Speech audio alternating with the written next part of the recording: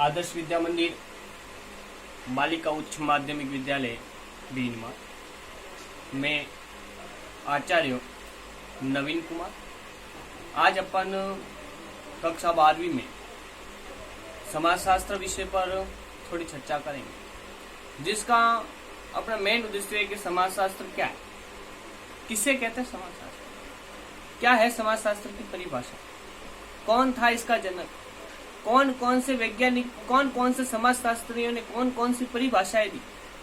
सारी बातें इस एक टॉपिक के माध्यम से मैं बताऊंगा। तो समाजशास्त्र का अर्थ, पहली चीज, कोई बुक पढ़ने से पहले उसका सीधा रीजन पूछा जाता है कि समाजशास्त्र क्या है, समाजशास्त्र का अर्थ क्या है। तो इस समाजशास्त्र को इंग्लिश में सोशियोलॉजी कहते हैं, जिसको सोशियोलॉजी, अंग्रेजी में इस समाजशास्त्र को क्या कहते हैं, सोशियोलॉजी कहते हैं। ये दो शब्द सोशियस तथा लोगस के मेल से बना है। इसके दो शब्द हैं, सोशियस और लोगस। इन दोनों के मेल के कारण से एक सोशियोलॉजी शब्द बना है। पहला शब्द है सोशियस, जो लैटिन भाषा का है।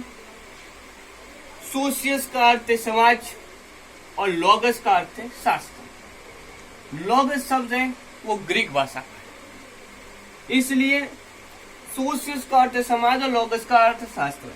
तो इस समाज शास्त्र का शाब्दिक अर्थ हो गया समाज का शास्त्र। समाज शास्त्र का शाब्दिक अर्थ क्या हो गया, समाज का शास्त्र।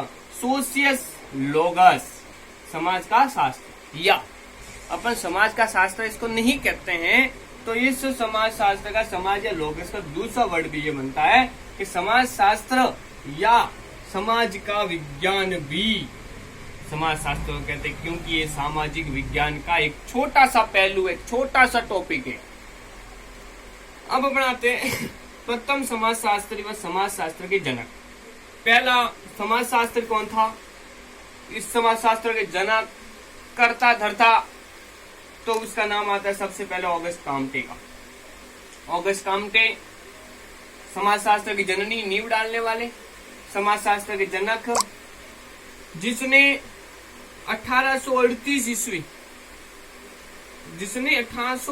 ईस्वी में इस नवीन शास्त्र को समाज शास्त्र नाम दिया। पहले इसका नाम क्या था, नवीन शास्त्र, और इस नवीन शास्त्र का नाम बदलकर इस बुक का नाम क्या दे दिया, समाज शास्त्र।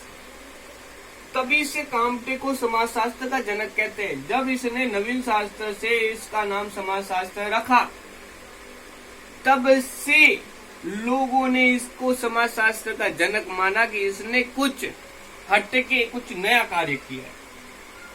तब जॉन स्टुअर्ट, एक समाज शास्त्र है, जॉन स्टुअर्ट मिल ने समाज शास्त्र के स्थान पर इथोलॉजी शब्द का प्रयोग। इसने नवीन शास्त्र, ऑगस्ट काम्टे ने नवीन शास्त्र को समाज शास्त्र बदला। फिर एक नया और समाज शास्त्र आया, उसने कहा मैं कोई समाज शास्त्र को समाज शास्त्र नहीं कहने वाला, नवीन शास्त्र नहीं कहने वाला, और उसने समाज शास्त्र को दूसरा नाम दिया, जिसका नाम क्या था, इथोलॉजी। इथोलॉजी शब्द का प्रयोग करने के बाद एक सुझाव दिया और कहा कि समाज शास्त्र दो अलग अलग भाषाओं की एक अवैध संतान है। समाज शास्त्र एक ऐसी सब्जेक्ट है, ऐसी विषय है, ऐसी भाषा है, लैटिन और ग्रीक, दो अलग अलग भाषा है, और वो एक अलग कोई वेद संतान नहीं है, क्योंकि अलग अलग संतान है, इसलिए इसको अवैध संतान कह दिया। वैज्ञानिक समाज शास्त्रियों ने कहा कि ये के दो अलग अलग वेद अवैध संतान है। क्या अवैध संतान? लैटिन और ग्रीक जो भाषाएं हैं समाज शास्त्र में दी गई है, इसलिए अनेक विद्वानों ने कहा कि दो अवैध संतान है। परंतु कई विद्वानों ने इसकी बात को नहीं माना और इसका सुझाव है वो खारिज कर दिया। उसके सुझाव को नहीं माना गया। ऐसा हो ही नहीं सकता कि कोई संतान अवैध हो समाज शास्त्र के अंदर। तब समाज शास्त्र की परिभाषाओं को 4 भागों में बांटा। कितने भागों में बांटा? 4।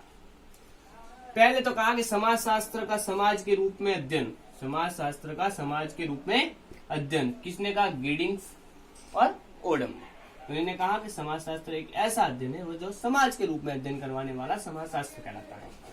दूसरे एक समाज शास्त्र थे, उसने कहा कि सामाजिक संबंधों के अध्ययन के विज्ञान के रूप में, सामाजिक संबंध है, समाज के अंदर किसी समाज में दो सामाजिक संबंध होते हैं, धर्म पहलू के संबंध होते हैं, उनका अध्ययन करवाना, विज्ञान के रूप में अध्ययन करवाना, ये मैकाइवर और पेज ने कहा। उसके साथ साथ मैक्स वेबर भी थे, कई समाजशास्त्री थे, कई समाजशास्त्री ने अलग अलग परिभाषाएं दी, परंतु समाजशास्त्र एक ऐसे विचारक, अलग अलग कई तरह के समाजशास्त्री थे, परंतु अपने पुस्तक के हिसाब से जिन समाजशास्त्री को पढ़ा जाए उन समाजशास्त्री को पढ़ना है। फिर समूह के रूप में अध्ययन करना, ये जॉनसन और नॉब्स ने कहा, समाजशास्त्र को समूह के रूप में भी अध्ययन कर सकते हैं।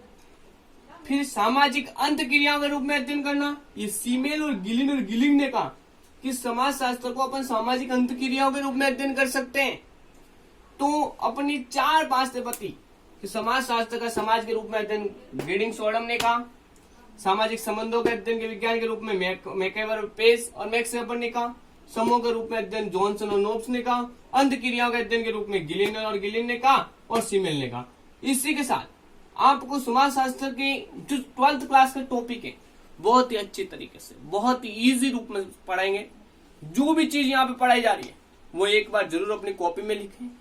आपको कॉपी में लिखने के बाद एक बार उस चीज को पढ़ें, पढ़ने के बाद ये गारंटी है कि जो पढ़ा हुआ, जो लिखा हुआ है वो 100% याद होगा।